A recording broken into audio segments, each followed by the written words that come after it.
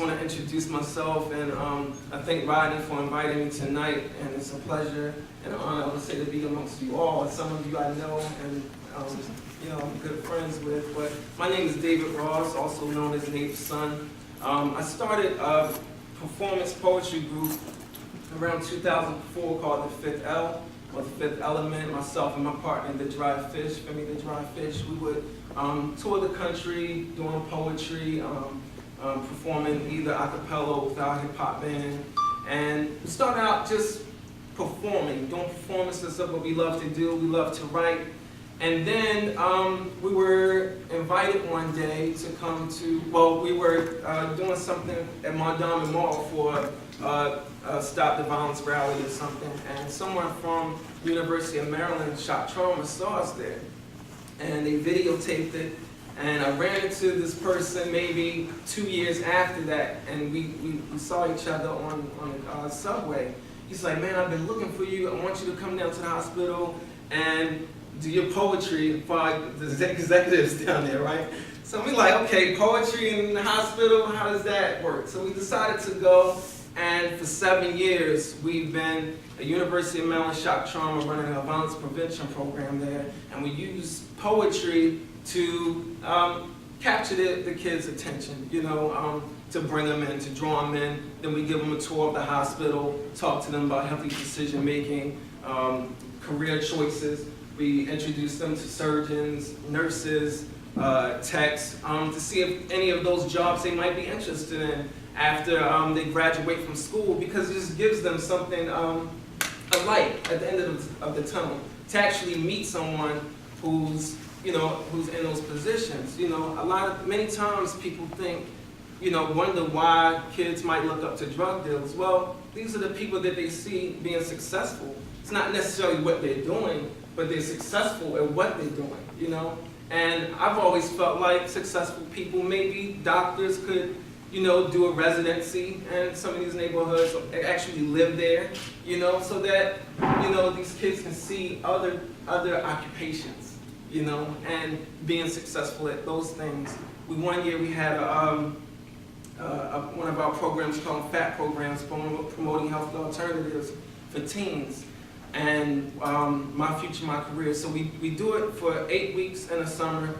We have many programs, this is one. We do it for 8 weeks in the summer, and we take them to the different schools at the university, School of Law, physical therapy, nursing, what have you. So at the end, we have them to talk about their experience, what they enjoyed about it, and we had a panel of 3 people, young students who just finished their doctorate, or going to be a dentist, or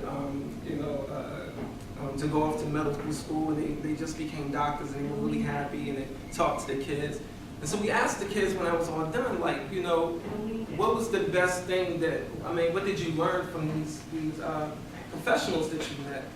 And it was quiet for a while, and he was like, oh wow, I guess they didn't get anything out of this, And one little kid raised his hand, and he said they were normal, And we thought that was just mind-blowing, because to him, he thought it was something that was untouchable. You see these people on television, and things like that, but you never met someone who actually finished school. You never met someone who had dreams to be something that was actually pursuing those things. So connecting them with folks, we like the network. We come in, they need the network too, And the poem that I just did, and I'll close with this, was based off of a true story. A few years ago, I was on the MTA, and I was sitting at the back of the bus, and this kid got on, he had on fatigues, and, one in his ear, and he had this chain on with a bullet like this size hanging from it. And so he's walking to the back of the bus, holding on, listening to his music, and the bullet was hitting him in the chest. And it was just a metaphor for me, like, wow, this is what he looks like. He looks like he's prepared for war. Fatigue down, bullet, and if you mess with him, it was over, And I wrote that poem for him, and maybe instead of writing a poem, I should have had a conversation with him, But all that to say is that, you don't have to be someone you're not, but using your talents and your gifts to blend it in with,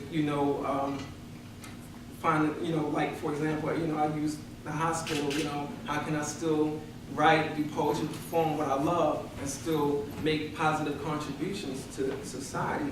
And that's that bridge that I found, So if you're into film, if you're a lawyer, whatever you do, find a way, to bridge that gap, still being yourself and doing what you love, but connecting with our young people. So, thank you.